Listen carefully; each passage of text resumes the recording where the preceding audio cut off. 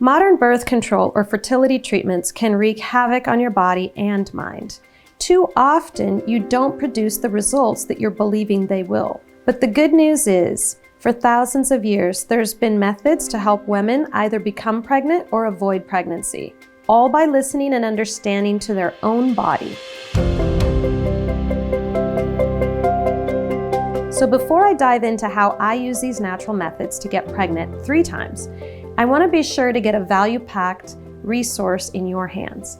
Click the link below and download my free guide to healing your body, mind, and spirit so that your journey of understanding your body will be an enjoyable one.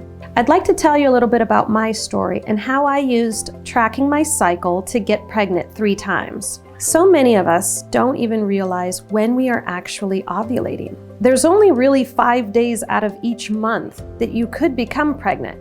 So I've known of friends or people that try all month long or in certain parts of the month, get frustrated, stop trying until whenever they feel the need to again. If we can come to know more about how our bodies are working and how amazing they really are, to get in flow with your flow, you will find that you're going to get to where you want to go much quicker. A great book for naturally conceiving and timing your cycle is called Taking Control of Your Fertility by Tony Eschler. There's also another great book on how to time pregnancy and how to get either a male or a female offspring, and that's called Choosing the Sex of Your Baby by Dr. Shettles. This Tony Eschler book, Taking Control of Your Fertility, is also great if you don't want to get pregnant and you don't want to have all of the side effects of birth control. When you're ready to get pregnant, or you're ready to start knowing your cycle very closely, you can go to her website, which is called www.tcoyf.com, and there are free charts on there. If you buy the book, you're also going to see the charts and you can photocopy them. What you want to do is go to your local drugstore and get a basal body thermometer. You'll have this and the chart and a pen at the side of your bed. And what you want to do is each day when you wake up, before you get out of bed, take your temperature. It's just like as if you had a fever, you're going to slip it under your tongue. It's a special thermometer, basal body temperature. And you're going to take your temperature and you're going to record it. She has these little bubble charts. You'll be able to start to notice where you're at. As you go through your cycle, you're going to actually have changes in your temperature. It will dip and then it will rise suddenly. When you get that dip and the rise, that's the sign of your ovulation. Then there's a period of time post-ovulation. And then if you don't conceive, it will drop down again. And then you'll see, obviously, your menses appear. But if your temperature stays high, you've conceived. You would be able to know from the first day that you were actually pregnant and start making better choices. I know a lot of people are like, I was 2 months in and I had no idea. So let's go back to that part where the temperature dips and then skyrockets.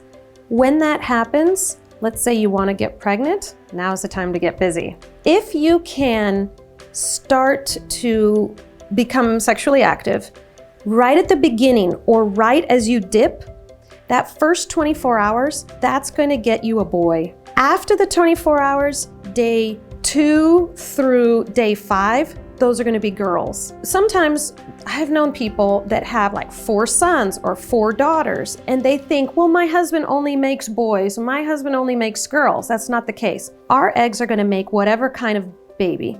It's their sperm that are going to dictate. The sperm that make males, those swim faster and they die sooner.